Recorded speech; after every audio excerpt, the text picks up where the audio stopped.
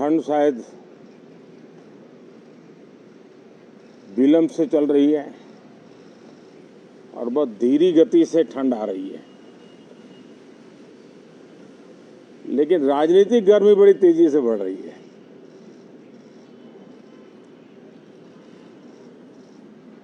कल ही 4 राज्यों के चुनाव नतीजे आए हैं। बहुत ही उत्साहवर्धक परिणाम है। ये उनके लिए उत्साहवर्धक है जो देश के सामान्य मानवी के कल्याण के लिए कमिटेड है, जो देश के उज्जवल भविष्य के लिए समर्पित है,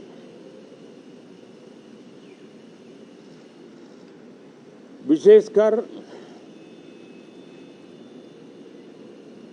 सभी समाजों की, सभी समूहों की, शहर और गांव की महिलाएं,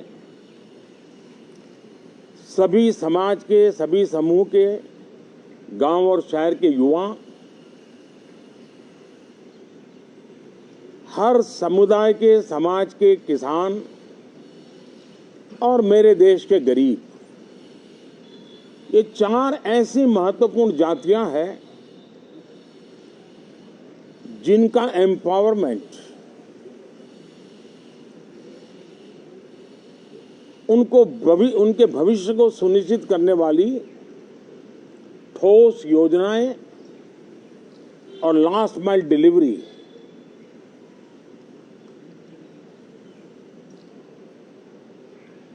इन उसूलों को लेकर के जो चलते हैं उन्हें भरपूर समर्थन मिलता है। और जब गुड गवर्नेंस होता है, पूर्णतया जनहित के लिए समर्पण होता है, तो एंटी इनकम्बेंसी ये शब्द इरेलेवेंट हो जाता है। और हम लगातार ये देख रहे हैं, कोई इसको प्रो इनकम्बेंसी कहे, कोई इसे गुड गवर्नेंस कहे, कोई इसे ट्रांसपेरेंसी कहे, कोई उसे राष्ट्रहित की, जनहित की ठोस योजनाएं कहें, लेकिन ये लगातार अनुभव आ रहा है। और इतने उत्तम जनादेश के बाद आज हम संसद के इस नए मंदिर में मिल रहे हैं। इस संसद भवन के नए परिसर का उद्घाटन हुआ, तब तो एक छोटा सा सत्र था, ऐतिहासिक निर्णय हुआ था, लेकिन इस बार लंबे समय तक इस सदन में कार्य करने का अवसर मिलेगा। नया सदन है, छोटी मोटी अभी भी शायद व्यवस्थाओं में कुछ कमियां महसूस हो सकती हैं। जब लगातार काम चलेगा, सांसदों और विजिटर्स को भी, मीडिया के लोगों को भी ध्यान में आएगा कि इसको जरा अगर ठीक कर लिया जाए तो अच्छा होगा। और मुझे विश्वास है कि आदरणीय उपराष्ट्रपति जी और आदरणीय स्पीकर महोदय के नेतृत्व में उन चीज़ों की तरफ पूरी तरह निगरानी है।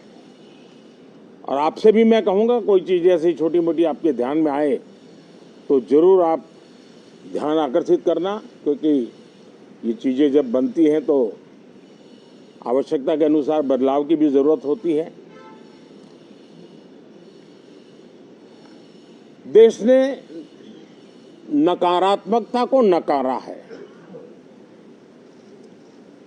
मैं लगातार सत्र के प्रारंभ में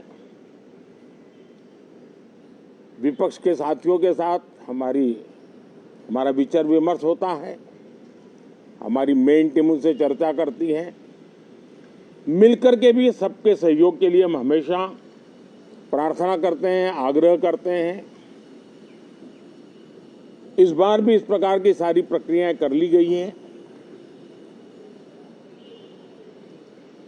और आपके माध्यम से भी मैं सार्वजनिक रूप से हमेशा हमारे सभी सांसदों से आग्रह करता हूं,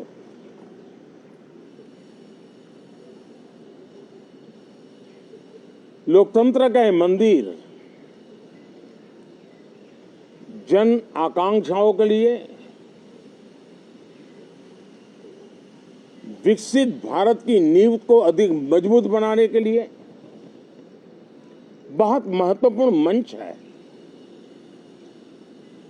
मैं सभी माननीय सांसदों से आग्रह कर रहा हूं कि वो ज्यादा से ज्यादा तैयारी करके आएं, सदन में जो भी बिल रखे जाए उस पर गहन चर्चा हो, उत्तम से उत्तम सुझाव आए और उन सुझावों के द्वारा, क्योंकि जब एक सांसद सुझाव देता है तो जमीनी अनुभव का उसमें बहुत ही उत्तम तत्व होता है, लेकिन अगर चर्चा ही नहीं होती है तो देश उससे मिस करता है उन चीजों को। और इसलिए मैं फिर से आग्रह करता हूं, और अगर मैं वर्तमान चुनाव नतीजों के आधार पर कहूं तो जो विपक्ष में बैठे हुए साथी हैं, ये उनके लिए गोल्डन अपॉर्चुनिटी है।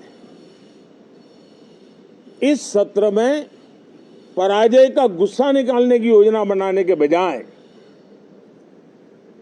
इस पराजय में से सीख करके पिछले 9 साल से चलाई गई नकारात्मकता की प्रवृत्ति को छोड़ करके इस सत्र में अगर सकारात्मकता के साथ आगे बढ़ेंगे तो देश उनके तरफ देखने का दृष्टिकोण बदलेगा, उनके लिए एक नया द्वार खुल सकता है।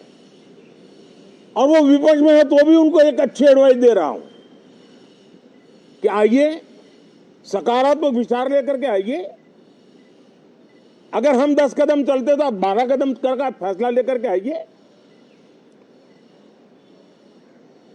हर किसी का भविष्य उज्जवल है, निराश होने की जरूरत नहीं है, लेकिन कृपा करके बाहर के पराजय का गुस्सा सदन में मत उतारना। हताशा, निराशा होगी, आपके साथियों को आपका दम दिखाने के लिए कुछ न कुछ करना भी पड़ेगा, लेकिन कम से कम लोकतंत्र के इस मंदिर को वो मंच मत बनाइए। और अभी भी मैं कहता हूं, मैं मेरे लंबे अनुभव के आधार पर कहता हूं कि थोड़ा सा अपना रुख बदलिए, विरोध के विरोध का तरीका छोड़िए, देश हित में सकारात्मक चीजों का साथ दीजिए, अच्छी उसमें जो कमियां हो उसकी डिबेट कीजिए। आप देखिए देश के मन में आज जो ऐसी कुछ बातों पर नफरत पैदा हो रही है, हो सकता है वो मोहब्बत में बदल जाए, तो मौका है, ये मौका जाने मत दीजिए। और इसलिए हर बार मैं करबद्ध प्रार्थना करता रहा हूं कि सदन में सहयोग दीजिए। आज मैं राजनीतिक दृष्टिकोण से भी कहना चाहता हूं कि आपका भी भला इसमें है कि आप देश को सकारात्मकता का संदेश दें, आपकी छवि नफरत की और नकारात्मकता की बने, वो लोकतंत्र के लिए अच्छा नहीं है। लोकतंत्र में विपक्ष भी इतना ही महत्वपूर्ण है, उतना ही मूल्यवान है और उतना ही सामर्थ्यवान भी होना चाहिए। और लोकतंत्र की भलाई के लिए मैं फिर से एक बार अपनी ये भावना को प्रकट करता हूं। 2047 अब देश विकसित होने के लक्ष्य में लंबा इंतजार करना नहीं चाहता। समाज के हर वर्ग में यह भाव पैदा हुआ है कि बस आगे बढ़ना है। इस भावना को हमारे सभी माननीय सांसद आदर करते हुए सदन को उस मजबूती से आगे बढ़ाएं, यही मेरी उनसे प्रार्थना है। आप सबको भी साथियों मेरी बहुत बहुत शुभकामनाएं हैं। बहुत बहुत धन्यवाद।